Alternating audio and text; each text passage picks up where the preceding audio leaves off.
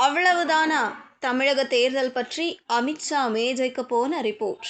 தமிழக பாஜகவின் தொகுதி பொறுப்பாளர்களுக்கு பாஜகவின் தேசிய அமைப்பு செயலாளர் பி.எல். சந்தோஷ் மற்றும் தமிழக பாஜகவின் தேர்தல் பொறுப்பாளர் பியூஷ் கோயல் இருவரிடமிருந்தும் முக்கிய தகவல் ஒன்று பகிரப்பட்டுள்ளது. அதாவது, பாஜக போட்டியிடும் 27 தொகுதிகளில் இரட்டை இலக்கத்தில் இந்த முறை நாம் வெற்றி பெற்றாக வேண்டும்.